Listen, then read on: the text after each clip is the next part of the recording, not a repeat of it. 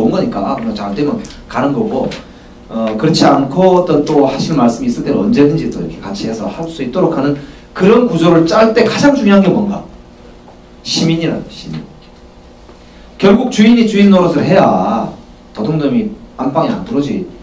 주인이 없는 데는 아무리 좋은 집을 짓고 경비 시스템을 아무리 잘 갖춰도 결국 주인이 주인 노릇 못하는 데는 꽝이다. 그러니까 제가 이제 드리고 싶은 말씀이 요지는 그겁니다.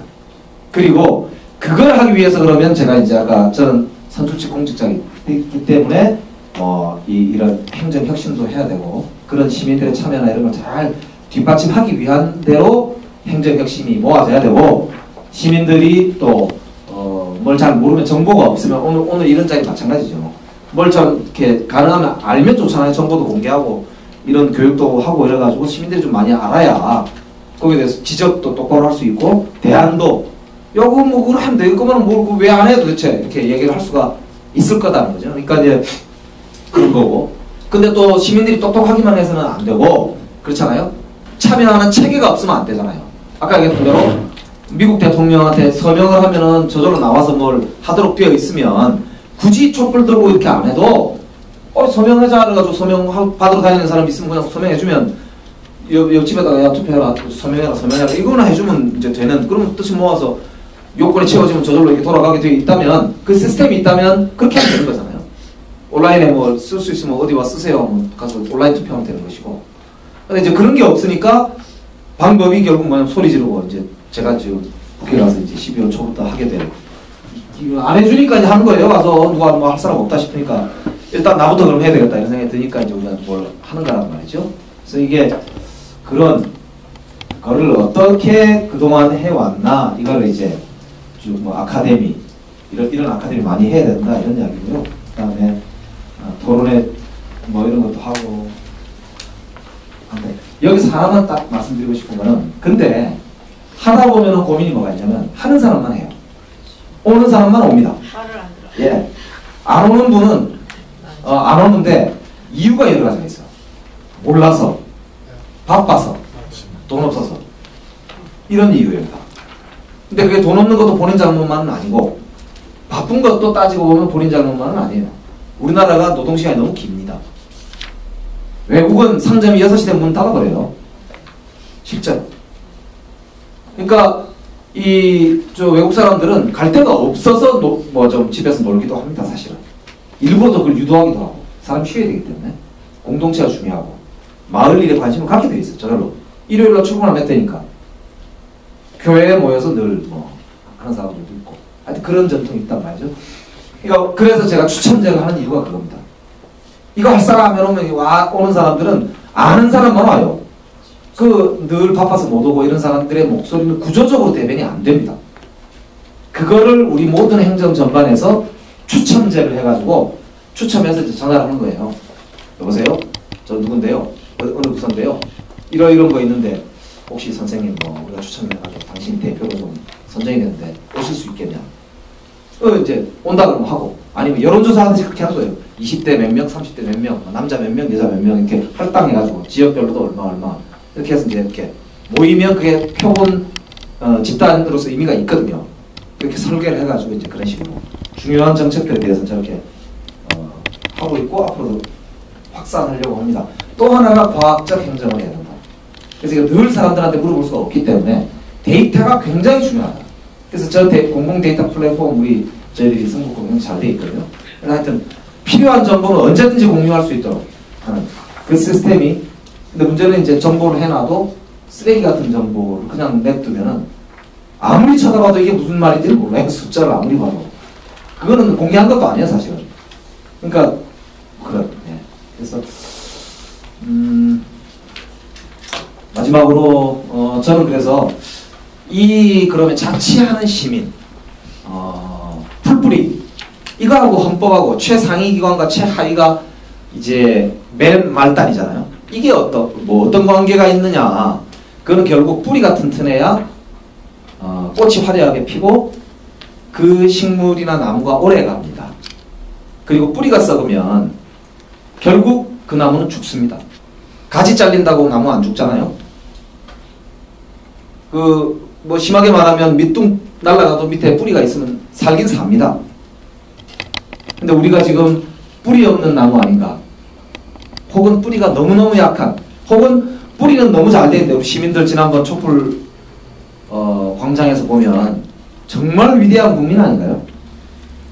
근데 그거를 어찌 보면 제대로 보장하고 있지 못하기 때문에 지금 우리가 이 모양 아닌가, 이렇게 생각해 볼 수 있다. 그래서 저는 현재 있는 우리 시민과 국민의 역량만큼 맞게 분권과 자치를 활성화하고 이제 이번 기회에 꼭 이걸 해내야만 한 단계 더 대한민국의 국가 발전을 이룰 수 있다. 그래서 국가 발전 전략으로서도 저는 자치분권 개헌이 이번에 반드시 필요하다, 이렇게 말씀드리고 싶고요. 그래서 방법론적으로 말씀드리자면 역대 대통령들이 모두가 개헌하겠다고 다 공약을 했지만 한 발 더 나가서 문재인 대통령이 날짜까지 정해서 약속을 했습니다. 다음 지방선거 때 같이 투표하겠다라고 분명히 선거 과정에서 약속을 했습니다. 대통령의 말은 지켜져야 합니다. 그래서 이건 공약과 다름없기 때문에 대통령 공약이라는 것은 특별한 이유가 없는 경우는 시행을 하는 것이 옳지 않겠습니까? 그래서 공약이 필요한 것이고, 민주주의 사회는 당선된 사람이 약속한 걸 시행하라고 있는 게 민주주의 제도입니다. 맞아요. 그렇기 때문에 이건 내년 지방선거 때는 어떤 일이 있어도 개헌 투표를 해야 됩니다. 남는 문제는 어디까지 합의 볼 수 있느냐가 남은 거죠. 그래서 이건 두 개가 필요한 겁니다. 하나는 시민적 논의, 시민들이 좀 개헌에 대해서 내용적으로 더 참여해서 시민들이 생각하시는 내용들을 개헌 내용에 반영할 수 있느냐, 이제 요게 하나 남을 거고, 두 번째는 이제 아까 얘기했던 대로 기본권과 내용 중에서도 기본권, 분권, 그 다음에 권력구조 세 개가 크게 있거든요. 그래서 기본권 중에서도 제가 볼 때는 국민 발안권, 특히 국민들이 필요하다고 생각할 때 헌법 개정안을 국민들이 스스로 발의할 수 있도록 하는 안은 저는 반드시 포함되어야 된다고 생각하거든요. 그래서 기본권 조항에서도 뭐 여러 가지가 있지만 좀 그런 영역을 꼭 반영해야 되지 않느냐고 보고, 그 다음에 분권에서도 최소 한 두 가지, 아까 말한 지방 정부라 한다는 거하고 법령에서 0을 빼는 그게 이제 좀 반드시 저는 들어갔으면 좋겠다. 그래서 복잡한 내용도 아닙니다, 사실은. 금방 합의 볼 수 있는 내용들이에요. 근데 왜 안 될까? 그 안 될 리가 저는 없다고 생각하는데요. 그래서 나머지 복잡한 여러 가지 서로 간에 이견이 있거나 한 것은 뭐 이번 아니라도 다음번에 해도 되는 것이니까 저는 그렇게 개인적으로 생각을 합니다. 다만 뭐 여기 계신 분들도 그렇고 누구나 생각이 다를 수 있기 때문에 그거야 뭐 같이 의논해보면 되는 것이니까요. 어쨌든 저는 이제 그래서 꼭 이참에 자치분권 개헌을 해야 대한민국의 미래를 우리가 좀 더 밝게 할 수 있지 않을까, 이런 말씀 드리면서 제 말씀 여기까지 드리고 질문을 받도록 하겠습니다. 고맙습니다.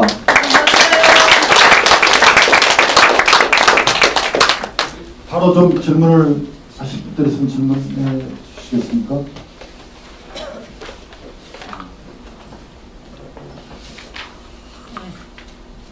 이기사 선생님. 금일연문 시민회의의 대표 이기자입니다. 말씀 잘 들었습니다. 처음 국민참여 개헌 토론 처음부터 성북구청장님 참여해서요. 아, 특이하다. 헌법 학자였나? 그렇게 생각했는데 와서 오늘 말씀 들으니까요. 정말 제가 박원순 시장님을 더더던도 말고 박원순만 같으라 그랬는데 지금 오늘 보니까 제2의 박원순 같습니다. 네, 그렇고요.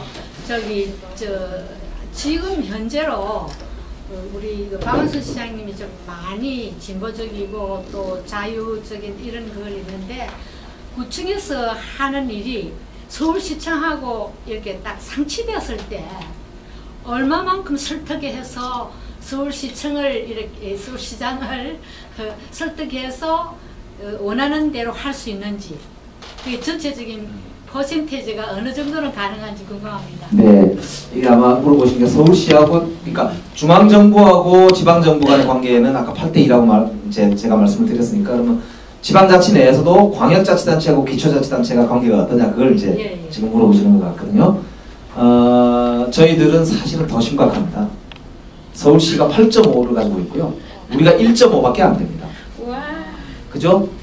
보좌관님? 네, 우리 한국 보좌관님 와 계신데 교육 영역은 더하고 그런데 이제 특성은 약간 있습니다. 시는 그렇고요. 광역은 도는 특성상 아무래도 거리가 멀고 예를 들면 전남 이러면 뚝뚝뚝뚝 떨어져 있잖아요. 그러니까 도가 이제 다 할 수가 없고 그렇기 때문에 거기는 한 3대 7 정도 돼요. 그러니까 도가 좀 한 7 정도 봐야 되고 또 기초는 뭐 한 3 정도 봐야 되는데 또 거기다가 이거는 도 자체가 전체가 돈이 없기 때문에 중앙정부에서 지원이 많이 나가게 되고 그 의존적이죠. 그러니까 상당히 재정 자체가 의존적입니다. 그래서 이제 크게 보면은 쉽게 설명하면 이게 그 아까 자취 말씀드렸는데 기본적으로는 시도도 자취에 자취. 서울시하고 광역시는 조금 분가한 정도 되고요. 도는 거의 대부분 자취생 수준이라고 보시면 되고 서울에서도 강남구하고 몇 개구 정도 이제 서초구 뭐 이런데 몇 군데 중구 이런데 몇 군데 빼고는 자취생 중에서도 아주 자취생입니다. 저희들은 뻣뻣하게 그냥 그런 상태고요. 서울시가 그래서 사실은 분권 요구를 계속 하고 있고 박 시장도 계속 고민을 하고 있습니다만 아직 그렇게 크게 뭐 결정적으로 진전된 거는 없는 상태이거든요. 근데 이런 건 있어요. 그러니까 예를 들면 서초구에 사는 사람과 노원구, 강서구에 사는 사람이 각각 하수도 서비스가 다르면 어떻게 될까? 안 되잖아요. 지하철 서비스가 다르면 어떨까? 안 되잖아요.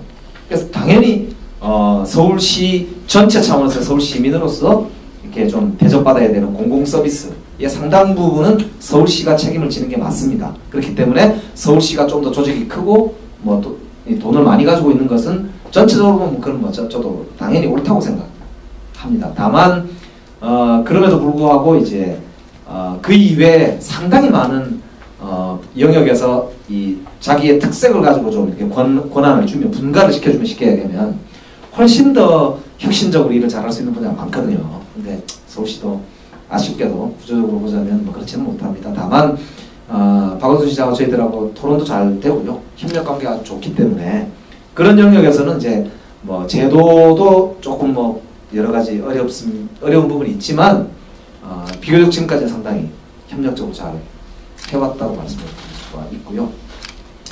관계상으로 보자면 저희들이 사실은 만약에 이제 저하고 다른 정당의 서울시장이 나오면 어떻게 되냐 이렇게 되면 상당히 어렵습니다. 그래서 잘 이렇게 좀 협력을 구해야지 방법이 없습니다. 그거는 뭐